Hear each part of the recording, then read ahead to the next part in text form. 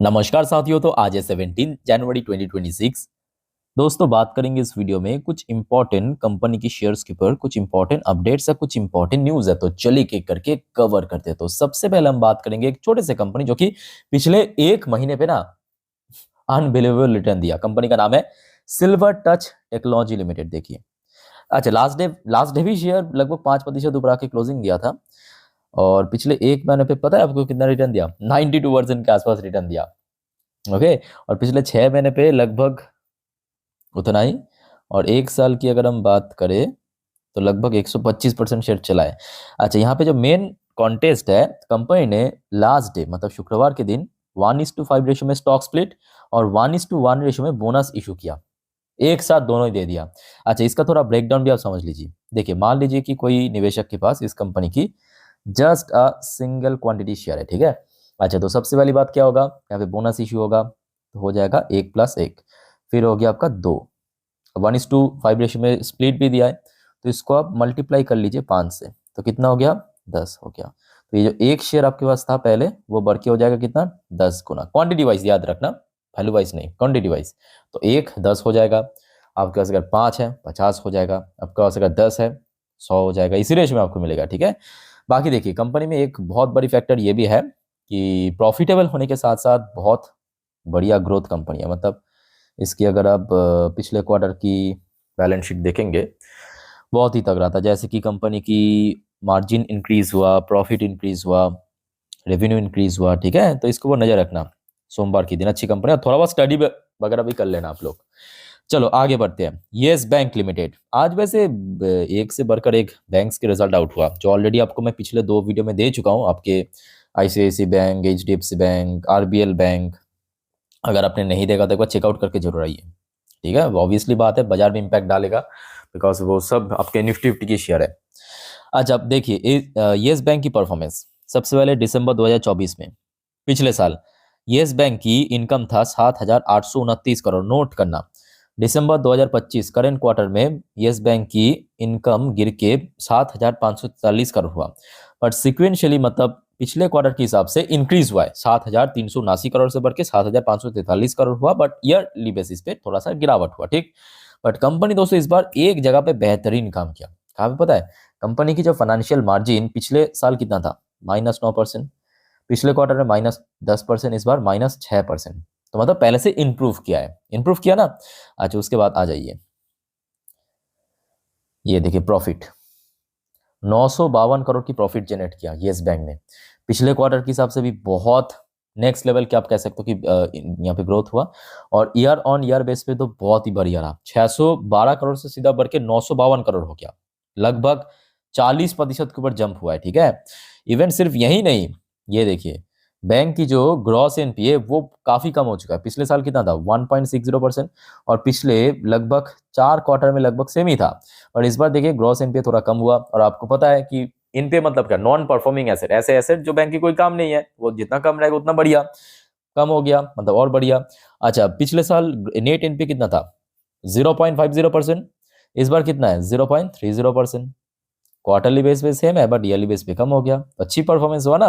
और एक बार मैं आपको ये भी दिखा देता हूँ, ये देखिए परसेंटेज वाइज अगर हम बात करें नेट प्रॉफिट, सॉरी मैं आपको 40% कम कह दिया था, लगभग 55% के आसपास जंप हमें देखने को मिला। 952 करोड़ की प्रॉफिट जनरेट किया। साथ में बैंक की जो एसेट क्वालिटी है, मार्जिन काफी इंप्रूव किया है। मार्जिन तो ऑब्वियसली इंप्रूव किया हमने देखा, और एसेट क्वालिटी मतलब जो एनपी वगैरह हमने देखा, ठीक है, वो भी काफी हद तक कम हो चुका है। ओवरऑल बात करें, अच्छा परफॉर्मेंस हुआ। लेट्स सी क्या होता है सोमवार के दिन, इसको वो नजर रखना। देखिए, मुझे लगता है कि अगर ब्रोकरेज की तरफ से ना ठीक ठाक रेस्पॉन्स मिल गया, मतलब कवरेज मिल गया, रेटिंग वगैरह, तो शेयर जहां पे बार बार हडल फेस कर रहा था, मतलब इसकी जो 365 दिन की हाई है लगभग 24 रुपए 30 पैसे, उसको ब्रेक करके आराम से 25 के ऊपर पहुंच सकता है। तो मतलब इमीडिएटली जो हडल पॉइंट है 24 रुपए से लेके 25 रुपए, इस लेवल को एक बार ब्रेक करके ऊपर पहुंच गया, मतलब शेयर के लिए एक बहुत जबरदस्त पोटेंशियल है कि ऊपर मूव करने का, ठीक है। अच्छा, तो इसको वो नजर रखना इंपॉर्टेंट शेयर है। उसके बाद आ जाइए सुजलॉन एनर्जी। अच्छा, सुजलॉन के ऊपर भी काफी बार आप लोगों की तरफ से कमेंट आया था कि सर सुजलॉन के ऊपर कुछ बताइए। मतलब ये भी फैक्ट है, मैं कहूंगा। देखिए, हम लोग तो अक्सर केन्स डिक्सॉन के बारे में चर्चा करते हैं, बट सुजलॉन की परफॉर्मेंस वाइज अगर आप बात करें तो सुजलॉन देखिए कंपनी बहुत ही बेहतरीन काम कर रहा है। मतलब कंपनी की, ये पिछले क्वार्टर, अभी तो आया नहीं है क्वार्टर 3, बट क्वार्टर 2 अगर आप देखेंगे मार्जिन इंप्रूव किया, प्रॉफिट इंप्रूव किया, कुछ हद तक यहाँ पे अदर्स इनकम के थ्रू भी जनरेट किया था, मुझे थोड़ा थोड़ा याद आ रहा है ना। बट फिर भी अगर हम बात करें रेवेन्यू प्रॉफिट तो इंक्रीज हुआ था ना। और प्रॉब्लम क्या पता है, पिछले 6 महीने पे शेयर 26-27% गिर चुका है। एक साल की अगर हम बात करें शेयर 14% डाउन, काफी नीचे आ चुका है। मतलब शेयर की जो 52 वीक्स लो अगर आप देखेंगे पिछले 365 दिन के लो 46 रुपए, और शेयर लगभग उसी लेवल के आसपास चल रहा है 48 रुपए के आसपास, ठीक है। अच्छा, यहाँ पे जो बढ़िया खबर है, पहले आप थोड़ा देख लीजिए खबर। खबर मतलब अभी रिपोर्ट आया है कि एफआईएस ने सुजलॉन के अंदर अपना स्टेक बढ़ाया है क्वार्टर 3 में। और कितना बढ़ाया पता है, ये देखिए, क्वार्टर 2 के हिसाब से जो स्टेक था 22.70%, नोट करना, वो 23.73% में पहुंच चुका है। लगभग 1% के आसपास इंक्रीज हुआ, ये देखिए, लगभग 1% के ऊपर इंक्रीज हमें देखने को मिला। और बेच रहा है कौन, बेच रहा है दोस्तों रिटेल इन्वेस्टर्स। अब देखिए, ऐसा होता है अक्सर, आप माने या ना माने, जो थोड़ा सा एक्सपीरियंस निवेशक है उनको अच्छे से पता है कि देखिए हर एक साल हर कंपनी चलता नहीं है, चाहे कितने भी परफॉर्म कर ले। और ये भी फैक्ट है कि सुजलॉन की शेयर अगर आप देखेंगे, ये देखिए 2023 से लेके 2023 में कितना था, कितने रेट में था, आप नोट करना, 8 रुपए के रेट में था, ठीक है। और उसके बाद 2023 नोट करना यहाँ पे, मई 2023 में। उसके बाद अगर आप देखेंगे शेयर की जो हाई है सितंबर 2024 में, लगभग आप मान के चले कि 1.5 साल में, 1.5 साल में शेयर ने, एक शेयर ने लगभग 1000% के आसपास रिटर्न दिया, 900% को रिटर्न, मतलब 10 गुना करके दिया पैसा। तो आप इससे ज्यादा क्या एक्सपेक्ट कर सकते हो एक शेयर, तो ऑब्वियसली बात उसका प्रॉफिट बुकिंग होगा, थोड़ा कंसोलिडेट करेगा। तो यहाँ पे आई थिंक कि आपको निराश होने की जरूरत नहीं है, सिर्फ कंपनी में भरोसा रखना चाहिए, बिकॉज कंपनी अच्छा काम कर रहा है बैक टू बैक, है ना। मेरे बात को समझ आ रहा है ना, मैं जो आपको समझाने की कोशिश कर रहा हूँ, बस इतना ही। चलो आगे बढ़ते हैं। इरेडा, देखिए इरेडा में भी सेम हाल। देखिए इरेडा बाजार में जब लिस्ट हुआ था, तुरंत हमने देखा एक तो आईपीओ में जबरदस्त रिस्पांस, उसके बाद देखिए ये शेयर में भी देखिए लगभग कुछ ही महीनों के अंदर, पूरा एक साल भी नहीं लिया, कुछ ही महीनों के अंदर आप देखिए दिसंबर से लेकर जुलाई तक 350% रिटर्न। उसके बाद करेक्शन, अभी थोड़ा बहुत फ्लैट चल रहा है, कंसोलिडेशन। अब ऐसा भी नहीं है कि कंपनी खराब परफॉर्म कर, बहुत तगड़ा परफॉर्म दे रहा है। क्वार्टर 3 उठा के देख लीजिए, क्वार्टर 2 उठा के देख लीजिए, बहुत सॉलिड परफॉर्म हुआ दिसंबर में, है ना। तो परफॉर्मेंस अच्छा रहा, उसके बावजूद भी गिरावट, ये किसी के हाथ में नहीं है। और अच्छा, आज की डेट में जो खबर मिला है, ये देखिए, ये तो बहुत मतलब बढ़िया खबर है। इरेडा की एक सब्सिडरी कंपनी है, IGGEFIL sanction first international green energy loan for स्वर्ण सोलर जाम्बिया प्रोजेक्ट। तो मैं आपको एकदम शॉर्ट में समझा देता हूँ। जाम्बिया आपको पता होगा एक देश है, जाम्बिया में एक कंपनी है स्वर्ण सोलर, भारतीय कंपनी, वो जाम्बिया में प्रोजेक्ट के ऊपर काम कर रहा है। तो उसके लिए इरेडा की जो सब्सिडरी कंपनी है IGGEFIL, इनके लोन सैंक्शन किया, international green green energy loan, ठीक है। तो ये बहुत सही है। और शेयर में तो रिजल्ट आउट होने के बाद ही फिर से एक आध दिन ठीक ठाक रेस्पॉन्स मिला, उसके बाद फिर से ड्रॉप होना शुरू हो गया। अच्छा, वैसे लास्ट डे शुक्रवार के दिन कारोबार डिसेंट था, बहुत कम नहीं, बहुत ज़्यादा भी नहीं ऑब्वियसली, क्योंकि इसमें अक्सर हमने देखा 2.5 करोड़, 3 करोड़, 4 करोड़ आराम से ट्रेड हो जाता है, जबकि 1 करोड़ के नीचे हो रहा है। और डिलीवरेबल परसेंटेज लगभग 30% के आसपास लास्ट डे देखने को मिला, ठीक है। अब आगे बजट है, तो आशा रखता हूँ कि अगर ठीक ठाक बजट इस बार पावर सेक्टर के एलोकेट किया है तो मे भी शेयर ऊपर पहुंच सकते। उसके साथ साथ देखिए, ये भी मैं कहूँगा एक बहुत बड़ी फैक्टर है कि पिछले लगभग 1.5 साल से पीएसयू सेक्टर वीक चल रहा है। ये भी फैक्टर है, इसको आप इग्नोर नहीं कर सकते, बिकॉज ओवरऑल सेक्टर वाइज की इम्पैक्ट पड़ता है शेयर में हमेशा, ठीक है। लेट्स सी क्या होता है। अच्छा, चलो आगे बढ़ते हैं। आईपीओ की जीएमपी देखिए, केआरएम आयुर्वेदा 14% को प्रीमियम, शैडोफैक्स टेक्नोलॉजी 7% को प्रीमियम, एरिटस विनाइल 19% को प्रीमियम, अर्मर सिक्योरिटी 7% को प्रीमियम, अमागी मीडिया लगभग 4-5% की प्रीमियम, इंडो एसएमसी 16% की प्रीमियम, ग्री रिन्यू 5% को प्रीमियम, अभाना 20% को प्रीमियम, डिफरेल टेक्नोलॉजीज 22-23% की प्रीमियम, भारत कोकिंग कोल लगभग 53-54% की प्रीमियम चल रहा है ग्रे मार्केट में। ये सोमवार के दिन लिस्ट होगा, ठीक है। चलो आगे बढ़ते हैं अगले टॉपिक पे, बट उसके पहले साथियों आप सभी को रिक्वेस्ट करूंगा, अगर आपको वीडियो अभी तक अच्छा लगा, इन्फॉर्मेटिव लगा, प्लीज वीडियो को लाइक करना, और प्लीज दोस्तों चैनल को सब्सक्राइब करके जरूर रखना, ऐसे इन्फॉर्मेटिव वीडियो हर रोज हर वक्त पाने के लिए। और याद रखना दोस्तों, परसों क्योंकि फिर से बाजार ओपन होने जा रहा है, तो उसके पहले मतलब कल संडे के दिन मैं आपको अगले हफ्ते के लिए टोटल जानकारी दे दूंगा, मतलब कौन कौन सी कंपनी की रिजल्ट आउट होगा क्वार्टर 3 की, कौन कौन सी इवेंट है, कौन कौन सी इकोनॉमिकल डेटा आउट होगा, कौन कौन सी स्टॉक्स इंपॉर्टेंट अगले हफ्ते के लिए, ठीक है। तो एक भी अपडेट मिस मत कीजिएगा। ओके, देखिए एकदम फ्री ऑफ कॉस्ट है, तो प्लीज चैनल को अभी सब्सक्राइब कर लीजिए। अच्छा, अब आ जाइए केन्स, केन्स टेक्नोलॉजी। देखिए केन्स के ऊपर ऑलरेडी मैं लास्ट डे वीडियो डाल चुका हूँ, तो आज इस टॉपिक को कवर करने की कोई वजह नहीं था, बट वजह आ चुका है। मेरा कहने का मतलब ये है कि आज सुबह सुबह की अपडेट है। पहले आप देखिए डेट एंड टाइम, ये देखिए 17 जनवरी सुबह आज 11:40 की खबर है, ठीक है। अच्छा ये देखिए, ये है मेन न्यूज़। केन सेमिकॉन क्या है? केन्स टेक्नोलॉजी का एक सब्सिडरी कंपनी, जो सेमीकंडक्टर यूनिट भी आप इसको कह सकते हो, केन्स टेक्नोलॉजी की। Kaynes Semicon sign fiscal support pact with India semiconductor mission.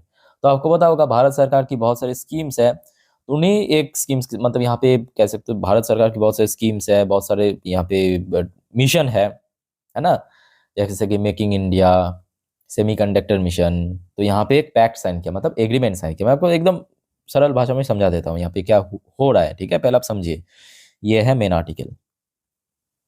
देखिए, Kaynes Semicon private limited a wholly owned subsidiary of Kaynes technology, जो अभी आपको मैं कह रहा था, ऑन फ्राइडे, फ्राइडे मतलब कल रात को न्यूज पब्लिश हुआ सुबह सुबह, announce that the signing of a fiscal support agreement and related transaction document with the India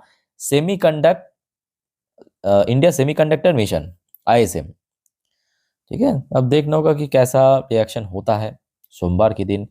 और जो आपको मैं ऑलरेडी लास्ट डे कह चुका हूँ, कंपनी खराब नहीं है, यहाँ पे बहुत सारे पॉलिटिक्स चल रहा है, आपको भी पता है, मुझे भी पता है। और सेमीकंडक्टर या मैन्युफैक्चरिंग सेक्टर, ये सब आपके फ्यूचरिस्टिक सेक्टर है, ठीक है। तो यहाँ पे ब्रोकरेज यही चाहेगा कि कितना हो सके शेयर को गिराए, हम लोग खरीदे, फिर रिटेल इन्वेस्टर्स डर के निकलेगा, फिर शेयर को ऊपर भगाएंगे। ये चलता आता है, ठीक है। और ये भी फैक्ट है कि शेयर बहुत गिर चुका है, मतलब अगर आप देखेंगे अक्टूबर के हाई से शेयर लगभग आपको 55% आज भी नीचे दिख जाएगा। और ये बहुत बड़ा डिजास्टर मैं कहूँगा, बिकॉज कंपनी अच्छा कर रहा है, उसके बावजूद भी शेयर में गिरावट अनएक्सेप्टेबल। देखते हैं क्या होता है। अब देखिए आगे बजट है और कंपनी की रिजल्ट भी आउट होने वाला है, ठीक है, तो उसको नजर रखना। आई थिंक शेयर जल्दी बाउंस बैक करेगा। अच्छा नेक्स्ट देखिए, बहुत सारे एक्चुअली कमेंट आया था कि सर जेनटेक को कुछ बताइए। वैसे दोस्तों आपको मैं बार बार कहता हूँ कि देखिए, आपका कोई कंफ्यूजन डाउट्स वाउट्स है कोई शेयर को लेके, कमेंट बॉक्स में बताना। देखिए कभी कभी लेट हो जाता है, बट मैं पिक जरूर करता हूँ, ठीक है। अच्छा, जेनटेक की शेयर जो लास्ट डे लगभग 8% के आसपास मूवमेंट दिया है, उसके पीछे रीजन क्या था ऑलरेडी आपको दे चुका हूँ, जिन्होंने नहीं देखा थोड़ा जान लीजिए। कंपनी को रिसेंटली 404 करोड़ की एक बढ़िया ऑर्डर मिला है, ठीक है। और उन्हीं वजह से शेयर हमने लास्ट डे देखा कि तकरीबन 7-8% के आसपास मूव कर। बाकी देखा जाए छोटे कंपनी है, तो जिस वजह से रिस्की फैक्टर तो है, बट कंपनी की जो प्रोडक्ट है या बिजनेस है वो काफ़ी नेक्स्ट लेवल की है, बिकॉज कंपनी ड्रोन मैन्युफैक्चरिंग करता है और एंटी ड्रोन सिस्टम भी करता है। बट छोटे कंपनी है ना, तो बहुत ज़्यादा आप कह सकते हो कि इन कंसिस्टेंसी रहता है, तो कंपनी की परफॉर्मेंस मोस्टली तो अच्छा ही होता है, बट कभी कभी Q2 में जैसा हुआ थोड़ा वीक भी पड़ जाता है, ये भी फैक्ट है। तो आपको दोनों तरफ विचार करने की आवश्यकता है। अच्छा, लास्ट एंड आखिरी अपडेट जो है CDSL के ऊपर। देखिए CDSL की शेयर रिसेंटली हमने देखा था 13,000 को क्रॉस करके निकल गया था, फिर से बाजार में थोड़ा बहुत करेक्शन हुआ, बहुत सारे जियोपॉलिटिकल इश्यूज, शेयर थोड़ा सा नीचे आ चुका है। अच्छा, यहाँ पे दो अपडेट है। सबसे पहला अपडेट आप देख लीजिए कि कंपनी की बहुत जल्दी रिजल्ट आउट होगा। कब रिजल्ट आउट होगा?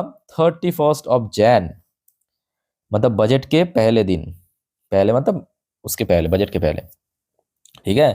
तो 31 याद रखना, कंपनी का रिजल्ट आउट होगा और आते ही मैं आपको इन्फॉर्म कर दूंगा, और चैनल को सब्सक्राइब भी करके रखना। और दूसरा जो इंपॉर्टेंट फैक्टर है कि कंपनी की जो शेयर होल्डिंग पैटर्न की रिपोर्ट आउट हुआ है ना भाई, वो तो सबको चौंका दिया सीरियसली। मतलब प्रोमोटर की स्टेक तो चलो ठीक है, 15% 15 सेम है, कोई इंक्रीज नहीं, बट जैसे ही आप नजर डालेंगे एफआईएस की स्टेक 11.5% से लगभग 12.5% पे पहुंच चुका है लगभग। इवन डीआईएस ने भी 1% के आसपास टेक पिक किया है। और बेचा कौन है? मैं क्यों आप लोगों को बार बार कहता हूँ, जब मैं कहता हूँ आप तो बहुत लोगों को बुरा लगता है कि पेशेंस नहीं है, पेशेंस रखिए। ये देखिए, ये देखिए आपके सामने मैं डेटा दिखा रहा हूँ, नंबर ऑफ शेयर होल्डर कितना गिर गया, है ना। तो कुछ कुछ चीज़ यहाँ पे आवश्यकता है आपको समझने की। अब देखिए कंपनी खराब नहीं है, बट पिछले क्वार्टर में देखा था वो जो एफएनओ के अंदर रूल्स एंड रेगुलेशन चाहिए उसका इम्पैक्ट देखने को मिला। आशा रखता हूँ कि इस बार देखिए मोस्टली जो कैपिटल मार्केट की शेयर अभी मतलब जो कंपनी की रिजल्ट आउट हुआ है थोड़ा सा तो बेटर है। आशा रखता हूँ इसका भी ठीक ठाक हो जाएगा। ठीक है, बाकी दोस्तों कोई कंफ्यूजन है, डाउट है, कमेंट करके पूछिए। वाइंड अप करता हूँ वीडियो को, मिलते हैं नेक्स्ट वीडियो में। टेक केयर, बाय बाय, जय हिंद।